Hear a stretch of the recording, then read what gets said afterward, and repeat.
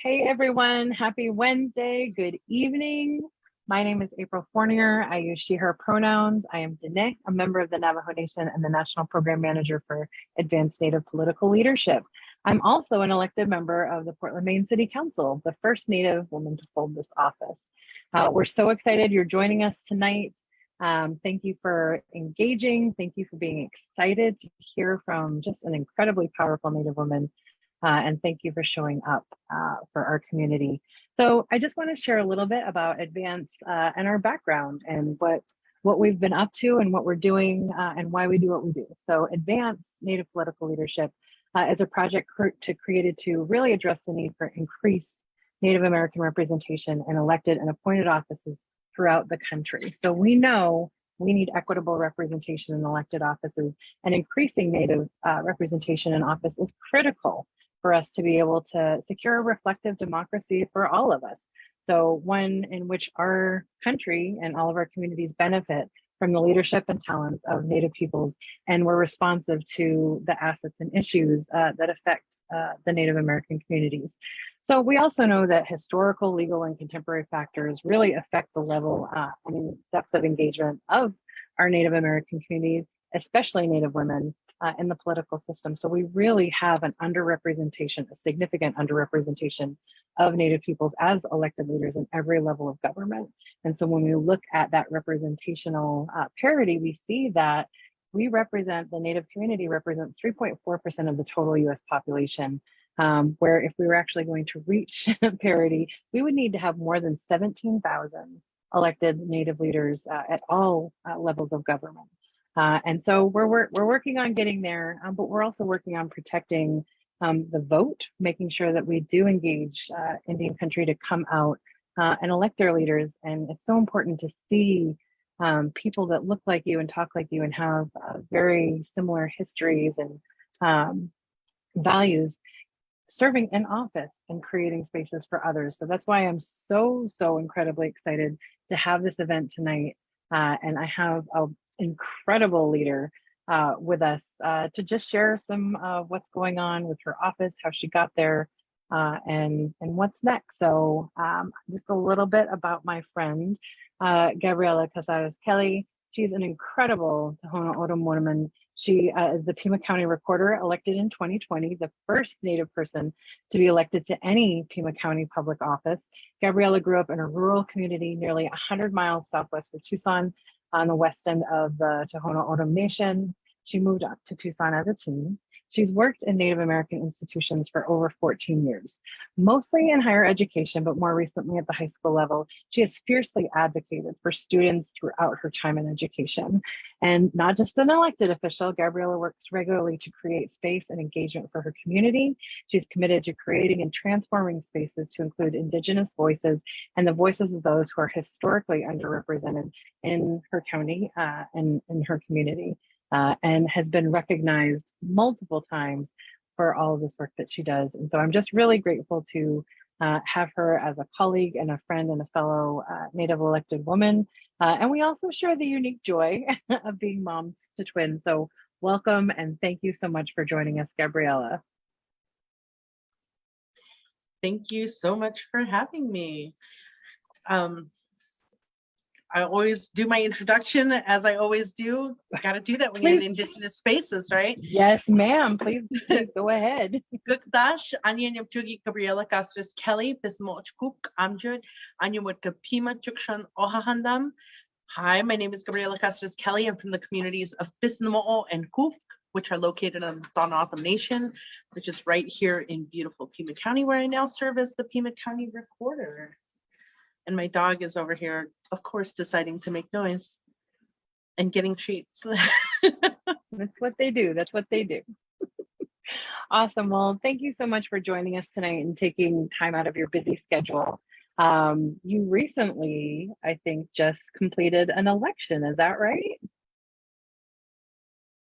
Oops, literally just today we finished up the last remaining ballots and got them over to our elections department. So yesterday was the cutoff, and our office isn't even 100% back into the swing of things yet. So, but yeah, we're just coming off an election. Amazing. Well, thank you for joining us. I know really for a county recorder, there's probably not a whole lot of downtime, but thank you for just taking some time to chat with us. So the first thing I would love to know, and I think everyone would love to know, is there's some point, I think I've found at least in working with those who serve in office, there's a moment or something that really motivates us or is kind of the catalyst for knowing that we want to serve an elected office. So I'm curious, really, was there a moment like that for you, or were there a series of events that made you say, I have to get involved, I have to be a leader? Well, it's a yes and a no. So at first, of course, something that I never ever imagined for myself. I was very much entrenched in my life as an educator, and I could see my retirement as an educator. And, that was all that I was really focused on was working with students, particularly Native students. But it was actually, someone had asked a colleague of mine, not even me, if we would host a voter registration table on our campus. And it was only supposed to be 1 or 2 afternoons. And it ended up, my colleague got called away to do something else. And so I was stuck at the table, and I really didn't know too much about what I needed to know about. And I thought, oh, you know what, let me just give me a minute. Let me look things up, and I'm sure I can find this out online. I'm a 21st century Native. I got this, like, no big deal. I couldn't find the information. And students were coming and asking questions. And so I started having to call the office, the recorder's office, and asking these questions. And we kept running into barriers. And I thought, oh my gosh, there needs to be an easier way. This can't be as difficult as it seems. Like we have been saying, go out and vote. But we didn't realize how difficult it was to even get registered so that you were ready to vote. And so I started doing that voter outreach in my community. And it was literally like, I'd be the person standing in front of the post office with a clipboard, just be like, hey, you registered? And Yes. yeah, and that took me all over Southern Arizona, doing that with me and my friends. We started up a community organization, Indivisible Tohono, and we did that on our free time. We raised money selling T-shirts and having banana bread sales so we could get gas money to go volunteer. So we were like raising our own money just to do this. And so I had done that for a couple of years and spent a lot of time meeting other politically minded people and meeting other electeds and talking to them and just being really surprised by how much they didn't know about Natives or our community that's like just right down the road. But it was, so the actual moment, that I decided, and I went from that idea that like, oh, somebody needs to fix this for us, to I need to fix this, was actually, I saw an article about the previous recorder retiring, and I started reading towards the end, and I was looking for who's coming next, who's the person that they think is going to run for this office. And I thought, oh my gosh, what if it's a white supremacist? What if it's somebody who's anti-Native and doesn't care that we're experiencing these issues, but I care, and I know what needs to be changed, and I'm going to go and change it. Or at least I'm going to try. Yes, ma'am. And you did. And you're doing an amazing job. I wonder, now that you've been in this position for a little while, what has Native representation done for Pima County, or how have you seen the local Native communities Have you seen more engagement? Have you felt just that support or excitement at seeing someone who, you know, has the same experiences, comes from their community, serving in that type of office? Yeah. Most people have talked about feeling energized because they see that it's possible, and people are talking about building power. That is the thing. They're using me as an example of, like, well, I'm known on the res as Gabby, and Gabby can do it, like we could all do this. And so there's been a lot more of that conversation, but also like it's been really kind of cool because, I was already engaged with my community, just as a friend, as a work colleague, as a cousin to everybody and their mom. But when I took office, this office that most people, like when you think elected official, you're like, oh, I can't bother them. I can't possibly have access to them. And what's happened is I have like cousins who are asking me questions about their voter registration, and how do I call, who do I call, who do I do this, and they're directly asking the recorder. They have direct access to me. And then they also, they're like, well, we have these programs and we have these students, and can you come and talk to them, and all that. And that's something that, when you think about elected officials, like they don't feel reachable to you, like there seems to be like a barrier. And because these are people who are already in my community, it gives them so much more access to me and to other not just me, but I'm in connection with other electeds. And so I'm like, oh, you want to talk to that elected? This is the person you need to contact. It's like a secret code that people have. So it's been really exciting, and it feels like they came with me. Yes. Oh my gosh. I think, you just said it. It's building power. So it's taking your community and really truly bringing them with you and giving them a seat at the table with you. And just what a powerful experience, especially for a community that's not really ever had that voice before or doesn't feel represented. And that can be so hard when you want to go vote. If you're like, well, my vote doesn't matter. There's no one here that looks like me. They don't understand what I'm going through. And flipping that all of a sudden to like, auntie's in the house.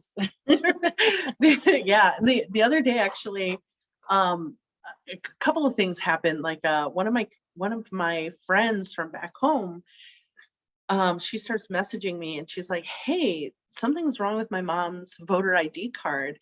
And she tells me, like, she's supposed to be in this community, but she's listed as this community. And I'm like, oh, okay.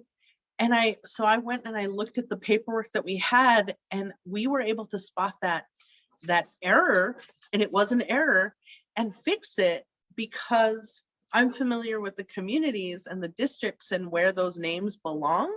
But nobody, like, for somebody who isn't from our community, somebody who doesn't really understand our language or speak our language, to have to call and say, my mom is being listed in Go'o, but she's really supposed to be in Hikwan, like something like that. It's like kind of obscure. But so we got that changed, and then everybody within the office understood that change had been made, and that I had been like, oh, no, this is the correction, because we're familiar with that information. And it's been really interesting because it gives other people who are trying to serve our communities more inroads. Also, it's been a little tiring, but like the elections director the other day asked me, could we get a list of all of the precincts on the Tohono O'odham Nation, because we don't have that. It's because, like, oh, sure thing. And we got that like within half a day, just so that's been also really helpful. Yeah, I think the level at which we can help educate others who don't come from our community is just so important. And being the first, of course, is always hard. because you have to start to make those, like you mentioned, make those inroads, make those connections. But then once we start to lay those foundations, not only do others get to come after us and be able to take the same place, but we've already built some relationships outside of our community. I think that is just incredible. So I know, of course, most people know, what school board members do and what city councilors do. So county recorder is kind of a new term, I think, although you're all over the socials, which I think people get to know you really well. Can you talk a little bit about what does the county recorder do, and then how are you really helping to protect the Native vote in Arizona? Cool.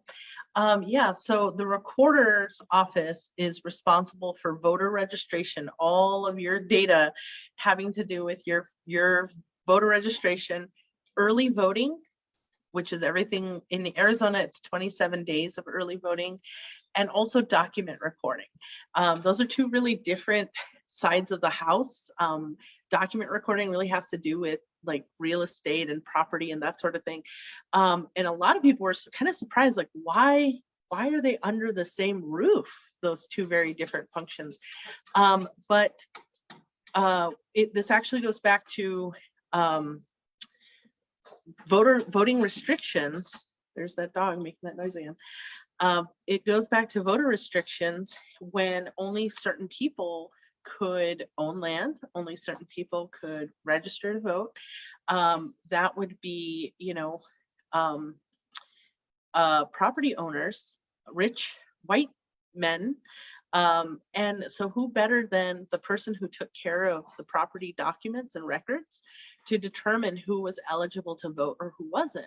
And since then, it has really become, although that's not needed anymore, what it has done is it's allowed us to maintain records for a very long period of time. So we have over 625,000 registered voters here in Pima County. That's like an incredible amount of data, and that data needs to be constantly cleaned and upkept, and that's what my office is responsible for doing. That's a big job. For everyone out there, by comparison, the city that I am a counselor for has under 70,000 people. So yeah, it's a huge job, and it's so, I think, important to recognize that you are able to not protect and engage a population that has historically been left behind or discounted in so many ways across this country. And it's incredible to see. So I can't say thank you enough. But so one of the things I'm really interested in is if you could talk about some of the things since starting that you're most proud of. Have you been able to implement any new processes, or really, have some actions that have made, some pretty big impacts that you're really, really proud of? There's a ton of things, specifically for the Native community. One of the things we were able to do was reestablish an early voting site that had been previously closed by the previous recorder. Sometimes people will look at locations and for early voting locations and think, well, nobody's really using it. There's not really a lot of people who go there. It's fine, we can close it. But what they don't realize is, for Native communities in particular, like, we were excluded from the voting process, specifically for a very long period of time. And there's a lot of trauma that goes along with that. There's a lot of miscommunication, disinformation, misinformation, malinformation about voting. And we have to change the culture. And in doing that, we have to be present. Native communities, one of the things that if you are engaged with Native communities, you will learn that you have to spend time. You have to spend time within Native communities to gain the trust of that community and to be a part of that community. And if you're not there, how are you ever going to build that relationship? And so what some people may think is like, well, there's low usage there. There's no need to have that. That presence is noticed by the community, and it's really powerful. And so we have to work on getting more people to show up to those things, but you don't just show up and expect people to come. You have to do the community work. And so that's the next thing that I'm really proud of, is being able to work on building a whole community outreach program. I have a Tohono O'odham outreach coordinator who will literally go and sit in those community meetings that are sometimes 5-6 hours long on a Saturday, and spend that time listening to what is happening in the community, becoming a known, reliable person within that community, and somebody who people feel like they can reach out to, and they can say, hey, my mom's voter registration is wrong. She's supposed to be in Hikwan, or she's supposed to be in Goa, or whatever that situation is. Because they know that she is familiar with the community. And so we have done the same thing we have 2 tribal communities in our area. One is the Pasquayaki Nation, or Pasquayaki tribe, and the one is the Tohono O'odham Nation, which is the tribe I belong to. And so we now have filled both of those positions, and we have people who are dedicated to that outreach, which is huge, it's tremendous. Another thing that we did was we came up with an I voted sticker that is trilingual, and it features the Tohono O'odham language, which is something that there used to be one I voted sticker in English, one in Spanish, and one in O'odham, and you would have to like scrounge for that O'odham one, and people were so excited to see it. And then we just merged it and we sent it to everybody. And then everybody had to like, what is this? What is this third language here? And, we're talking about the Tohono O'odham language in Pima County. It's all Tohono O'odham land. It's Tohono O'odham and Yaqui land. And so we just taught the whole of Pima County a lesson by, sending them a tiny little sticker that they're like, what does this mean? So there's a ton of things that we've done that I'm very, very proud of. Oh, I love that. If there are any of those stickers kicking around, I wouldn't mind one. I think one of the things that you mentioned, you were able to have these positions that do outreach. And I think it's so important for everyone out there who's going to work with Native communities to understand it's not a fly-by-night thing. It is an investment in a community, and that takes time. It takes relationship building. It takes trust building. It takes a recognition of whose land you're occupying. And if you want to work with these communities, it really, truly is an investment. And so you mentioned you have an outreach coordinators. How do you get that into your budget? How do you make that happen? I think people would be, we would love to have that, but how did you make that work? Both of those they actually existed in the office before I took office, but they were never filled. And actually at one point I had applied for the Tohono O'odham outreach position myself because I was already doing that work, and I thought, oh, this would be incredible. Although there was I applied and was offered the job, and they offered me $14 an hour to take that position. And I was an educator, and I would have had to take a pay cut in order to take that position. With a bachelor's degree and master's degree.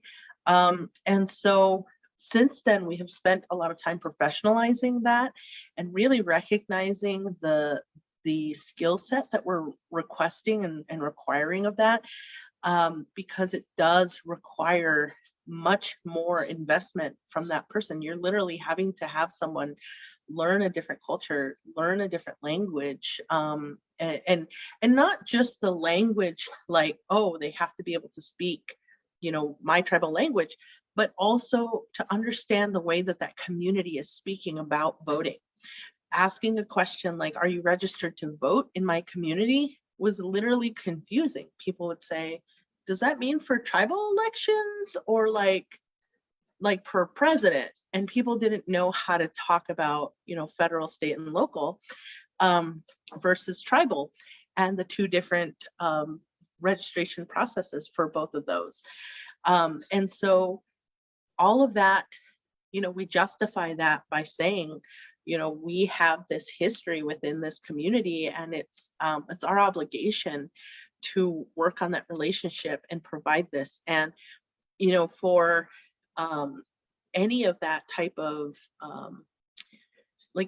the justification is there. When we raised the salary of that position, we specifically talked about the historical impact of Native Americans not having the right to vote in Arizona until 1948, which, of course, that's not that long ago. And then we also the Civil Rights Movement paving the way for the Voting Rights Act of 1965, which would have impacted us, which would have included us, intimidation factors and all of that kind of thing.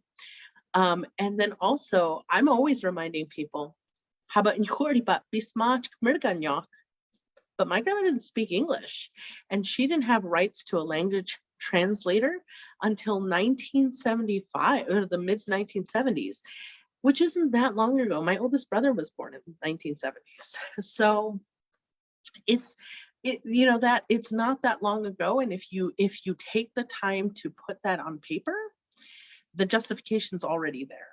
We know that that's happened. With the Pasquayaki early voting site being closed and the tribe suing the previous recorder, and that kind of message that it sent, we did damage, and that damage is clear. It's documentable. Somebody just needs to document it. Amazing. And I wonder, as we talk about kind of what's next, now you've gotten through the August primaries, and of course the November election will be coming up. But have you started to do any sort of, connections to other counties and show them how they can engage with Native communities and how they can replicate the successes that you've had in Pima County? This has actually been really, really cool. So I'm one of two Native recorders at this moment. There was me and one other person up on the Navajo Nation. Actually, he's in Apache County, and he made sure to. The first time I said, "Oh, are you and you're Dene?" He goes, "I'm Dene, but I represent Apache." And like, we were the only two people who even understood that context, because there's an Apache County and there's a Navajo County, and he's a Navajo Nation tribal member. So, but the Secretary of State actually had a Native American conference where she brought in all of the election officials throughout the state and other stakeholders, and it's very limited because of COVID, but we had this summit where we talked about some of these things. We talked about some of the engagement, and I think a lot of people are really intimidated by that idea of needing to speak a tribal language, a Native American language, and they're not understanding that when I'm saying there's a difference if you're talking about somebody's district versus their chapter house. That language means something to that group of people. You just have to be more aware of it, but you have to spend time and engage within that community. And I talked a lot about the distrust. I talked a lot about the distrust of government agencies, and I talked about the need to show up and be present and maybe not ask for anything. Sometimes I think we're often, we get overloaded, as people like, do you want to participate in my program? Do you want to do this? Do you want to, how can I help you? Where can I put my flyers? Who can I talk to? And it's like, you need to chill. You need to show up to our events and just sit and listen to our speakers and eat our food and listen to our music and watch our performances, and and be a part of the community and observe a little and understand it a little more. And so like even just being able to talk about that or break down some of the language, like people are really scared and unsure of how to talk about Native communities. And they're like, is the word tribe offensive? Is it, am I okay to say that? Well, what about reservation? And it's like, no, those are words that we use and we're describing something. But if you're unsure of how to even engage with the community or ask somebody those questions, or where to go, or, having a start of what to do, it's really daunting for some people. And so we've been able to do that a bit in Arizona. And sometimes, I'm the vice president of the Recorders Association. If I bring something up in the Recorders Association email threads or on a meeting, and I talk about or explain why something is a bad idea or why it impacts our communities, like one of the big things in Arizona has really been about the focus on these ballot drop boxes. My county doesn't even have them. I want them, but we don't have them. But they're boxes that people can go and drop their ballot off at any time of night. Really helpful for working people and for people caretakers, people who are busy. Everybody is busy, but they want to have surveillance on them. They want to have cameras on them in rural locations where there's like no internet. And you're like, how are you going to do that? And so being able to kind of explain, like, well, then who's responsible for that? Like, who's paying for that? Like, are you affixing a camera on a tribal government entity's building? Like, do you understand sovereignty at all? Like, you can't pass this legislation. And so having to explain that or be that voice, like it's already impacting our community here. And then I've also been invited to a lot of national places where we've had some of these conversations where, like, even just, can we have, a sticker, or a poster that has the language on it that shows something, hey, we've made a connection, we went and found a speaker, and you pay for that speaker. We pay whoever is translating for you or the artist or whatever. But those are much smaller to-dos that are tangible, that like people can reach out and they're like, oh, okay, that's not, I could do that. And on the way you make community. I love it. Yeah. Again, coming back to that relationship building and how important it is to just connect and talk. And I think, remove some of the mystery that people who have just set themselves apart from Native communities, it seems like the fear creeps in because they don't really understand, because they haven't made the effort to understand. So relationship building, spending time, all of that is just so critical. So I love having your voice in there with all of the other recorders. So thinking about, so we have November coming up, and then of course, we have everything going on next year. What's next? What are you kind of looking at? I know you just mentioned getting those ballot boxes. That's huge. We have them here in Portland, and it is very, very popular with the community. They do not have cameras on them because we trust our voters to be able to fill out their card and drop them in the box.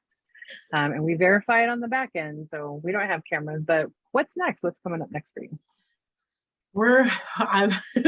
The general is the next big, it's the next big thing. And that's really, we were even sending emails about it today as we are closing the primary.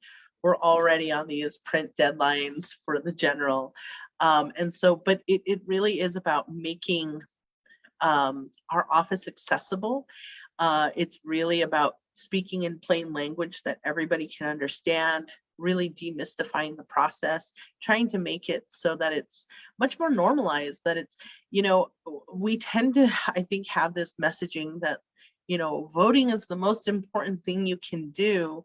And, you're talking to natives here, like we know what the government has done to our communities, and we're still dealing with so much harm that our governments have caused us. So then for us to ask for our communities to participate and say like it's the most important thing, is a betrayal of our community. But it's not the most important thing you can do. It's the least. It's the least that you can do.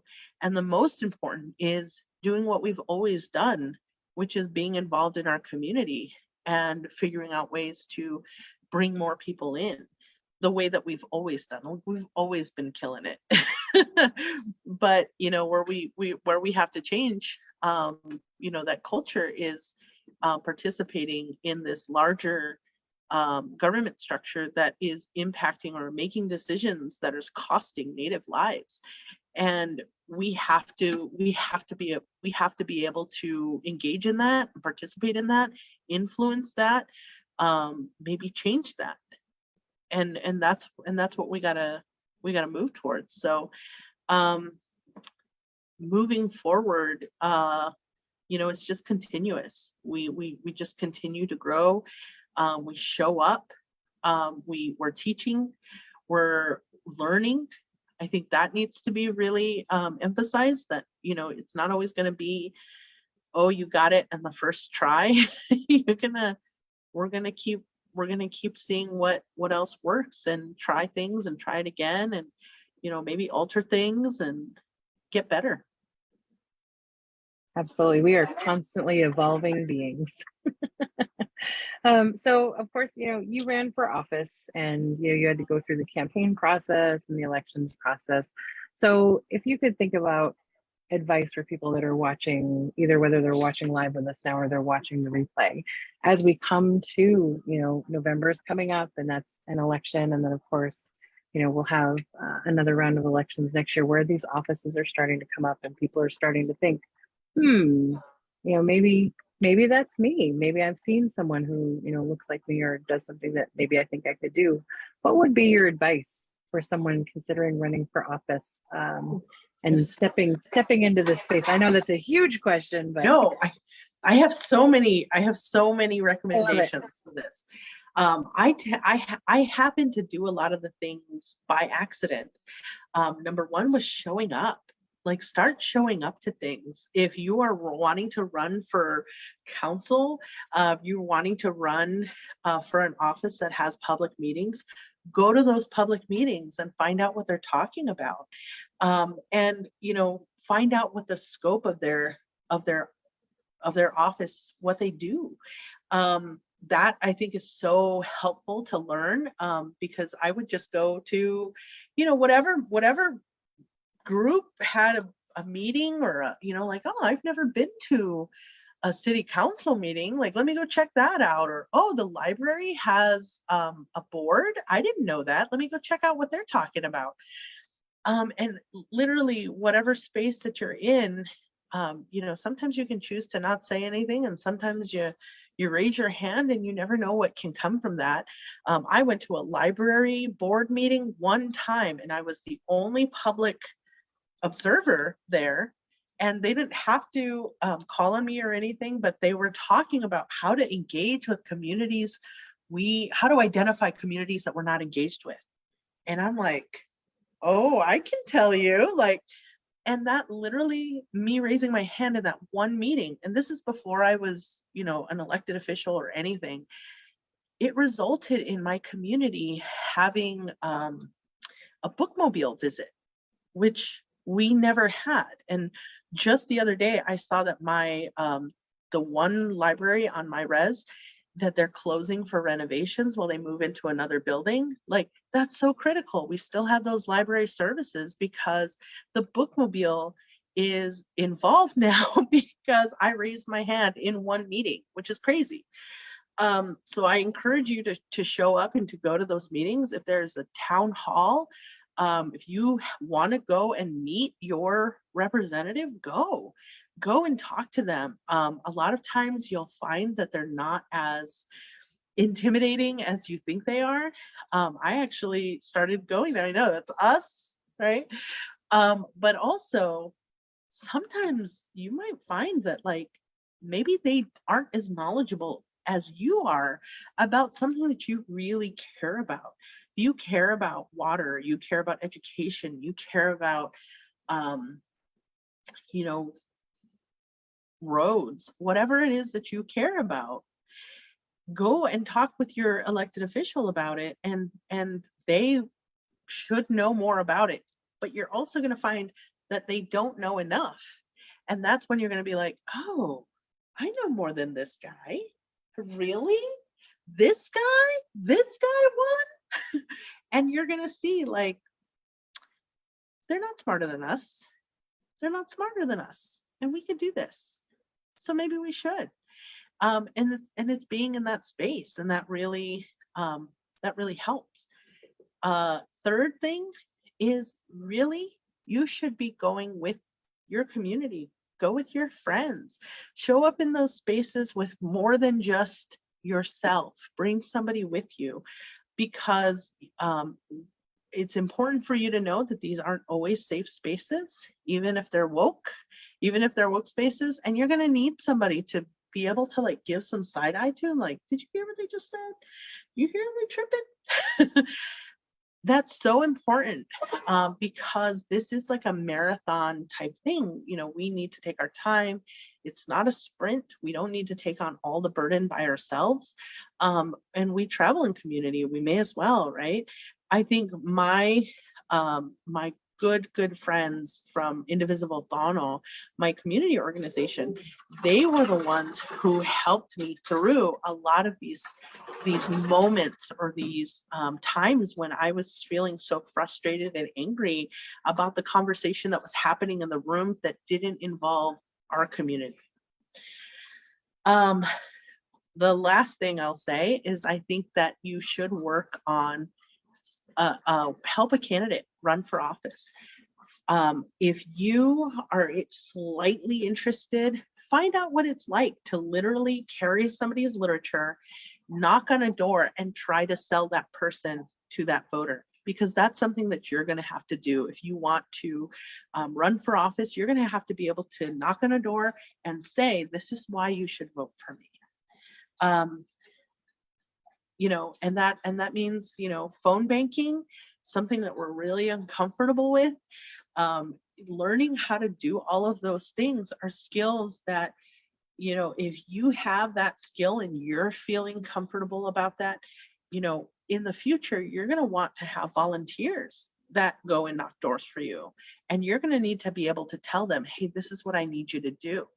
And, you know, you got somebody's attention for a weekend, and they're going to give you 4 hours of their day so that they can go knocking doors. You better have been able to have done that work yourself and feel comfortable with it so that you can teach the next person. But it's also that idea of, like, getting more and more people involved. And so, I mean, I could go on. I have tons of these, but yeah, it's about showing up.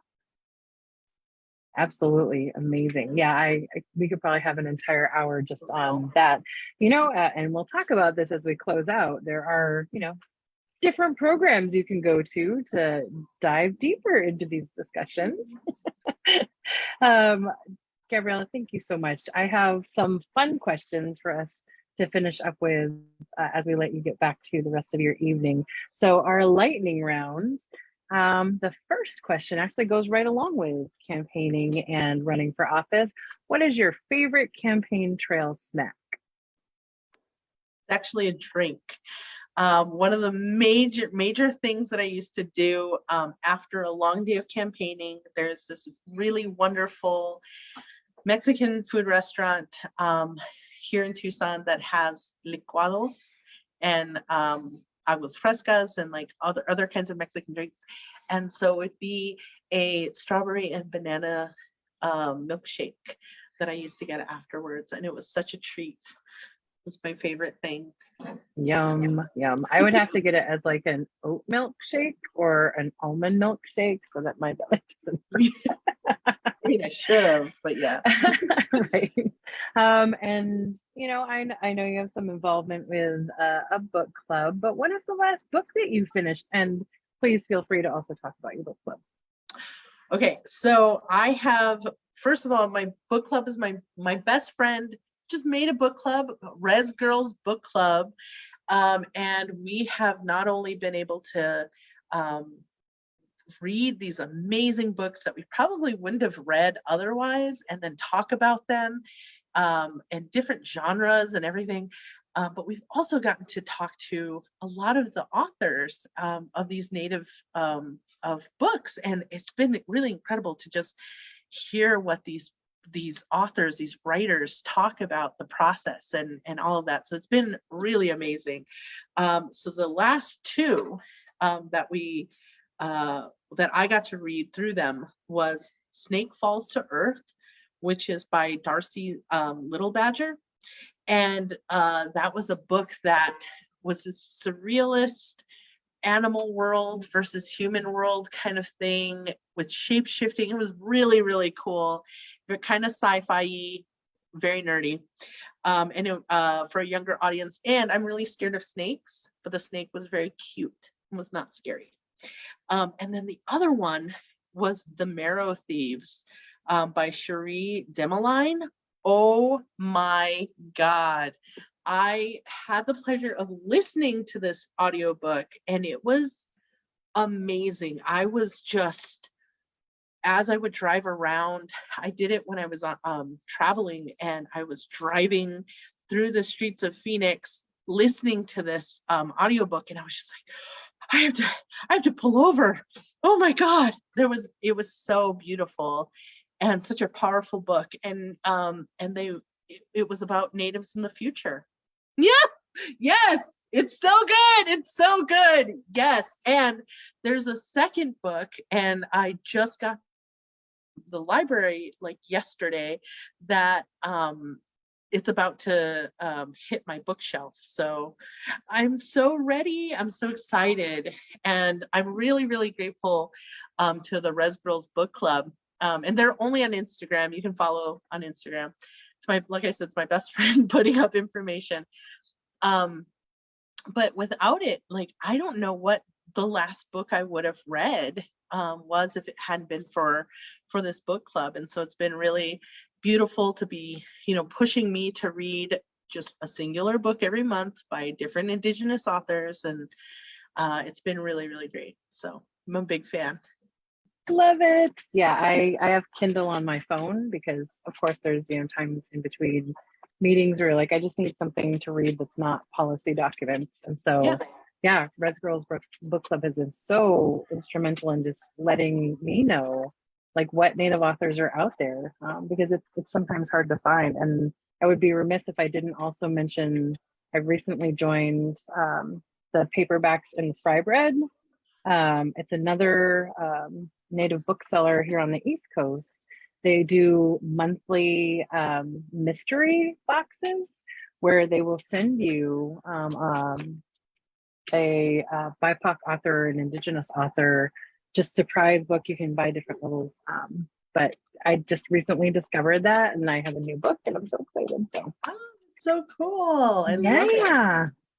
All right. So last movie you saw, or what you're most excited to see that's coming out soon? So the last movie I saw was a weird one. I went to a really late showing at a kind of like this art house movie theater that we have in Tucson. And it was I Love My Dad, which is this weird movie with Patton Oswalt. And he catfishes his own son, who didn't want to talk to him anymore. So he like made a fake profile, and it's so cringe and so weird. And I'm not sure if it's a recommendation, but one of the movies that I'm super excited about is Prey. I want to see this Predator movie. It looks so, I'm like a kind of a chicken, but I'm also like, I watched Predator back in the day, and I remember that movie from back in the day, and now I'm hearing all of these things about it being one of the best Predator movies, and this Indigenous woman, and people are looking, I'm seeing all these memes, and I'm like, oh my God, we're taking over Hollywood. You cannot go on Twitter without hearing about Prey movie. Yes. Totally. Yes, so, absolutely. I mean, it's kind of out of my genres. Like, I don't know that that's normally a movie that I would want to watch. And now I'm like, oh, I'm super in. I'm going to watch it.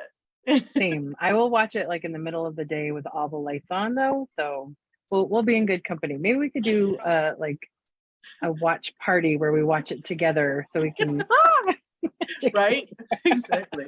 Exactly. All right, very last question, because we always are sporting some amazing earrings. So I am loving the earrings that you have today. I have jingle cones. Aw. So just they're lovely. So really, just thank you so much for joining us, Gabriella, and for taking time out to answer the fun questions, but also the really important things about what we're doing all over in so many different spaces to really start to create this power building movement. It's just really, really just so important. You are a hero. Aw, thank you. Thank you. And So I definitely, it's been wonderful. But awesome. I was gonna say about the earrings, what's a bummer. These I think are really cool. They're very light. I got them at the Juneteenth festival here in Tucson. So they're supporting my Black brothers and sisters, siblings Beautiful. here. And I was gonna change my earrings because I had specifically thought about this. Someone gifted me these very long, dangly bone and bead earrings that are just, they're so beautiful.